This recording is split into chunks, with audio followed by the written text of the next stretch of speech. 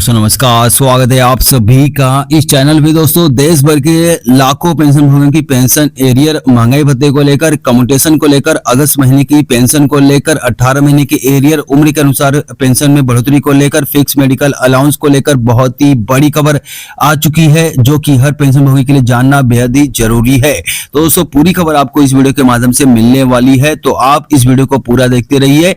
आगे बढ़ेंगे दोस्तों, उससे पहले आपसे छोटी सी रिक्वेस्ट करूंगा कि चैनल पे पहली बार आए हो तो चैनल को फ्री में सब्सक्राइब जरूर कर लीजिए, वीडियो को लाइक कर दीजिए और इस वीडियो को सभी दोस्तों के साथ शेयर जरूर कीजिए। वीडियो को आप लाइक जरूर कीजिए, क्योंकि आपकी लाइक ही हमारी मेहनत का फल होता है। हमको इससे मोटिवेशन मिलती है और हम आपके लिए सही, सटीक और तथ्यों के आधार पर जानकारी प्रोवाइड करते हैं। तो वीडियो लाइक करने में कोई भी कंजूसी मत कीजिए, आप वीडियो को लाइक जरूर कर दीजिए और चैनल को अभी तक सब्सक्राइब नहीं किया है तो चैनल को भी फ्री में सब्सक्राइब जरूर कर लीजिए। तो चलिए दोस्तों, खबरों का सिलसिला शुरू करते हैं। दोस्तों पेंशन भोगी संगठनों ने केंद्र सरकार के समक्ष 8 बड़ी मांगे रखी है। तो कौन कौन सी मांगे हैं, पूरी जानकारी आपको इस वीडियो के माध्यम से मिलने वाली है। वहीं पे दोस्तों महंगाई भत्ते को लेकर एक वीडियो काफी तेजी से वायरल हो रही है, सभी के व्हाट्सएप पे वो मैसेज आ रहा है, वो वीडियो दिखाई दे रहा है। तो उस वीडियो की क्या सच्चाई है, पूरी जानकारी आपको इस वीडियो के माध्यम से मिलने वाली है।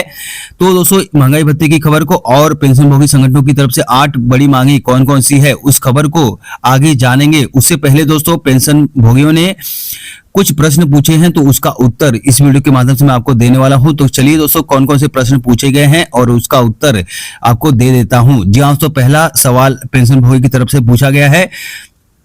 उन्होंने पूछा है कि एक फैमिली पेंशन भोगी है तो उनकी जो उनको 20% एडिशनल पेंशन का भुगतान 80 साल पे किया जाएगा या नहीं किया जाएगा, कृपया कंफर्म करें। तो दोस्तों आपकी जानकारी के लिए बता दूं कि जब पेंशन भोगी 80 साल की उम्र में प्रवेश करते हैं, जब 80 साल उनकी पूरी हो जाती है तो उनकी पेंशन में 20% की एडिशनल बढ़ोतरी की जाती है। तो इसका जो फायदा है पेंशन भोगियों के साथ साथ फैमिली पेंशन भोगियों को भी मिलता है। यानी कि दोस्तों 80 साल की उम्र पूरी करने के बाद आपकी पेंशन में 20% की बढ़ोतरी की जाती है। तो पेंशन भोगियों के साथ साथ इसका फायदा फैमिली पेंशन भोगियों को भी दिया जाता है। जो 80 साल, 85 साल, 90 साल की हो जाती है तो उनकी पेंशन में बढ़ोतरी की जाती है। तो दोस्तों यहाँ पे आपका डाउट क्लियर हो गया होगा कि पेंशन भोगी के साथ साथ फैमिली पेंशन भोगी को भी 20% एडिशनल पेंशन का फायदा दिया जाएगा। वहीं दोस्तों यहाँ पे दूसरा सवाल पूछा गया है कि क्या 8वें वेतन आयोग का फायदा पेंशन भोगियों को मिलेगा या नहीं मिलेगा। जी हाँ, तो खबरें बहुत सारी चल रही थी जिसमें बताया जा रहा था कि पेंशन भोगियों को 8वें वेतन आयोग का फायदा नहीं मिलेगा। तो उसी को लेकर एक पेंशन भोगी ने पूछा है कि 8वें वेतन आयोग का फायदा पेंशनर्स को, पेंशन भोगियों को मिलेगा या नहीं मिलेगा। तो दोस्तों आपकी जानकारी के लिए बता दो कि पेंशन भोगी किसी भी वेतन आयोग से रिटायर हुए हों, चाहे कभी भी रिटायर हुए हों, उनको 8वें वेतन आयोग का फायदा दिया जाएगा। 8वें वेतन आयोग का फायदा उनको मिलने वाला है। तो आप किसी भी डाउट में ना रहे, आपको 8वें वेतन आयोग का फायदा दिया जाएगा, चाहे आप किसी भी साल रिटायर हुए हों, चाहे किसी भी वेतन आयोग से रिटायर हुए हों। बैंक के जो पेंशन भोगी हैं उनको केवल 8वें वेतन आयोग का फायदा नहीं मिलेगा, क्योंकि बैंकों के लिए अलग से नियम है। बैंक के जो पेंशन भोगी हैं उनकी पेंशन में बढ़ोतरी IBA करता है। तो ऐसे में बैंक के पेंशन भोगियों को 8वें वेतन आयोग का फायदा नहीं मिलेगा, क्योंकि उनके लिए अलग नियम और रूल है। लेकिन जो केंद्रीय पेंशन भोगी हैं, जो राज्यों के पेंशन भोगी हैं, उनको 8वें वेतन आयोग का फायदा मिलेगा, चाहे वे किसी भी वेतन आयोग से रिटायर हुए हों। वहीं भी दोस्तों यहाँ पे अगला सवाल पूछा गया है एक फैमिली पेंशन भोगी की तरफ से। उन्होंने पूछा है कि मेरी दादी की उम्र 85 वर्ष से अधिक है, वह पेंशन बढ़ाने की हकदार है, लेकिन उन्हें समझ में नहीं आ रहा है कि वे कहाँ पे आवेदन करें, किससे मिले।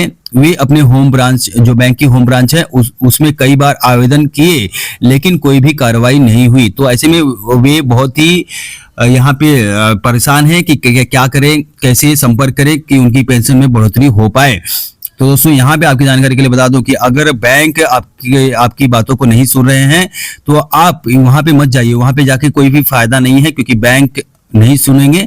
ऐसे में दोस्तों हर बैंक का, जिस बैंक से आपकी पेंशन निकल रही है, तो उस बैंक का CPPC होता है, यानी कि सेंट्रल पेंशन का जो जहां पे पेंशन का काम होता है वहां पे आप कांटेक्ट करें। जहां तो हर बैंक का CPPC होता है वहां पे आपको कांटेक्ट करना पड़ेगा, तो आपका तुरंत से तुरंत काम हो जाएगा। जहां से आपका काम तुरंत हो जाएगा अगर आप बैंक के CPPC में कांटेक्ट करते हैं। जैसे आप बैंक ऑफ बड़ौदा है तो बैंक ऑफ बड़ौदा की कई जगह शाखाएं हैं, कई जगह ब्रांच है, लेकिन जो पेंशन का काम करती है वो सीपीपीसी करती है। तो बैंक ऑफ बड़ौदा का जो सीपीपीसी है वो कहाँ पे है आप पता कीजिए और वहां पे संपर्क कीजिए, तो आपका काम तुरंत ऑन द स्पॉट हो जाएगा। अगर दोस्तों फिर भी नहीं हो रहा है तो आप सिपिन ग्राम पोर्टल में एक शिकायत दर्ज कर सकते हैं और शिकायत के माध्यम से आपकी समस्या का समाधान तुरंत ऑन द स्पॉट कर लिया जाएगा। वहीं दोस्तों एक पेंशनभोगी हैं, उन्होंने पूछा है कि मुझे एक स्पष्टीकरण की आवश्यकता है। मेरा भाई साल 2012 में और भाभी साल 2018 में रिटायर हुए, दोनों रक्षा मंत्रालय से रिटायर हुए। 1 अगस्त 2025 को मेरे भाई का निधन हो गया। मैं सिर्फ यह जानना चाहता हूं कि क्या मेरी भाभी अपनी पेंशन के अलावा फैमिली पेंशन की हकदार है। तो दोस्तों आपकी जानकारी के लिए बता दो कि दोनों अगर पति पत्नी जॉब में हैं, दोनों में से किसी एक की डेथ हो जाती है तो जो फैमिली पेंशन मिलेगी वो तो जो उनका पति है या पत्नी है तो उनको मिलेगा। तो साथ ही साथ जो उनकी पेंशन है, जो उनकी पेंशन के लिए हकदार है वो भी आपको मिलेगा। जहाँ तो पति की अगर डेथ होती है तो पत्नी अगर जॉब में थी, फैमिली पेंशन पा रही है तो फैमिली पेंशन मिलेगी। साथ ही साथ वे अपने पति की भी फैमिली पेंशन की हकदार है, यानी कि दोनों पेंशन वे पा सकते हैं, इसमें कोई डाउट नहीं है। तो दोस्तों यहाँ पे आपको समझ में आ गया होगा कि आपके क्या प्रश्न थे और आपका जो उत्तर मिला है यहाँ पे आपको उससे आप सेटिस्फाइड हो गए होंगे। तो चलिए दोस्तों अगली बड़ी खबर की ओर चलते हैं। अगली बड़ी खबर आ चुकी है। पेंशन भोगियों के संगठन ने केंद्र सरकार के समक्ष अपनी 8 बड़ी मांगे रख दी है। तो कौन कौन सी मांगे हैं चलिए यहाँ पे देख लेते हैं। जी हाँ दोस्तों आपकी जानकारी के लिए बता दो कि पेंशन भोगी संगठन ने भारत सरकार के समक्ष अपनी 8 बड़ी मांगे रखी है। ये मांगे पेंशन भोगियों के आर्थिक, सामाजिक और स्वास्थ्य संबंधित हितों को ध्यान में रखकर तैयार की गई है। देश के लाखों पेंशन भोगी जो अपने जीवन के सुनहरे वर्षों में सरकार और समाज की सेवा के बाद अब सम्मानजनक जीवन की अपेक्षा रखते हैं तो इन मांगों के माध्यम से अपनी आवाज बुलंद कर रहे हैं। पहला बड़ी मांग है कि रेलवे किराए में 50% की जो छूट पहले मिल रही थी वो फिर से बहाल हो और फिर से मिलना चाहिए। जी हाँ तो ये बड़ी मांग है कि जो 20% की 50% की छूट पहले दी जाती थी तो वो छूट फिर से बहाल किया जाए। तो फिर से बहाल होना चाहिए या नहीं चाहिए, आप अपनी राय कमेंट कर सकते हैं। वहीं पे दूसरी बड़ी मांग है कम्यूटेशन रिकवरी की अवधि में कमी। जी हाँ तो कम्यूटेशन की अवधि अभी 15 साल है, 15 साल के बाद आपको फुल पेंशन मिलना शुरू होती है।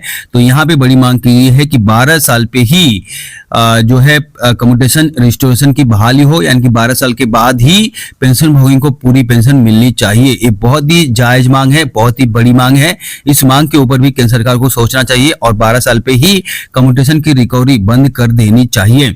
वहीं दोस्तों यहाँ पे अगली बड़ी मांग है कि 65 साल से 5% की बढ़ोतरी होनी चाहिए पेंशन में। नहीं तो अगर सरकार इस प्रकार से नहीं कर सकती है तो हर 1 साल में हर साल पे 1% की बढ़ोतरी करे। तो दोस्तों ये बड़ी जायज मांग है, तो इसके ऊपर भी केंद्र सरकार को विचार करना चाहिए। संसदीय समिति ने सिफारिश दिया था लेकिन अभी तक केंद्र सरकार इसके ऊपर विचार नहीं कर रही है। वहीं दोस्तों पेंशन भोगियों को भी बोनस मिलना चाहिए, अगली बड़ी मांग है। जहां हर साल दशहरा दिवाली में पेंशन भोगियों को बोनस का भुगतान होना चाहिए। एटलीस्ट आधा बोनस का भुगतान तो होना ही चाहिए, हाफ बोनस तो उनको मिलना ही चाहिए। तो इसके ऊपर आप क्या सोचते हैं, अपनी राय कमेंट कर सकते हैं। वहीं दोस्तों फिक्स मेडिकल अलाउंस जो अभी 1000 रुपया है, जो नॉन रिचर्स एरिया में रहते हैं तो उनकी पेंशन, उनका जो बोनस है तो उनका जो फिक्स मेडिकल अलाउंस है 3000 रुपये किया जाए। वो बड़ी मांग कर रहे हैं कि 3000 उनका फिक्स मेडिकल अलाउंस किया जाए। तो इसके ऊपर सरकार को तुरंत एक्शन लेना चाहिए और 3000 रुपये फिक्स मेडिकल अलाउंस करना चाहिए। वहीं दोस्तों अगली बड़ी मांग है महंगाई भत्ते में सुधार को लेकर। जहां सो जैसे कि आपको पता होगा कि चौथे वेतन आयोग में यह नियम था कि जिनकी कम बेसिक है तो उनको अधिक महंगाई भत्ता मिलता था परसेंटेज के हिसाब से। वहीं दोस्तों जिनकी अधिक बेसिक थी तो उनको कम महंगाई भत्ता परसेंटेज के हिसाब से मिलता था। तो वही मांग कर रहे हैं कि 8वें वेतन आयोग में इस प्रकार का नियम लाना चाहिए जिससे कि कम बेसिक वाले पेंशन भोगियों को राहत मिले और उनको डीए ज्यादा मिले। वहीं दोस्तों 8वें वेतन आयोग की कमेटी तुरंत से तुरंत गठित किया जाए, साथ ही साथ टीओआर जल्द से जल्द जारी किया जाए। ये बड़ी मांग यहाँ पे की गई है पेंशन भोगी संगठनों की तरफ से।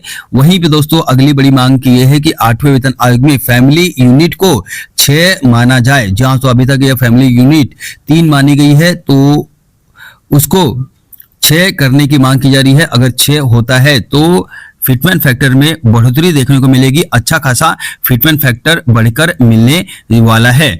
वहीं पे दोस्तों अगली बड़ी खबर आ चुकी है महंगाई भत्ते को लेकर। जी हाँ, तो एक सोशल मीडिया पे काफी तेजी से वायरल मैसेज हो रहा है, जिसमें बताया जा रहा है कि महंगाई भत्ते में 3% की बढ़ोतरी हो चुकी है और इसका अनाउंसमेंट अश्विनी वैष्णव की तरफ से कर दिया गया है।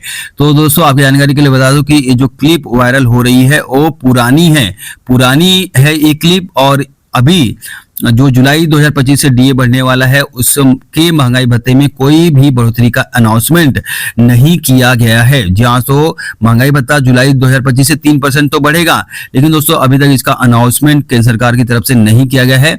अश्विनी वैष्णव का जो वायरल वीडियो है वो पुराना है। आप क्लियर कट आपको बता दूं कि ये अभी का वीडियो नहीं है, ये पुराना वीडियो वायरल किया जा रहा है। महंगाई भत्ते में 3% की बढ़ोतरी हुई है, लेकिन अभी तक इसका अनाउंसमेंट नहीं हुआ है। तो आप फिकम फाकी वाली खबरों के ऊपर विश्वास ना करें। हमारा चैनल आपको सही सटीक और तथ्यों के आधार पर जानकारी प्रोवाइड करता है, तो हमारे चैनल को सब्सक्राइब जरूर कीजिए। मिलते हैं एक नए वीडियो के साथ, तब तक के लिए बाय, जय हिंद।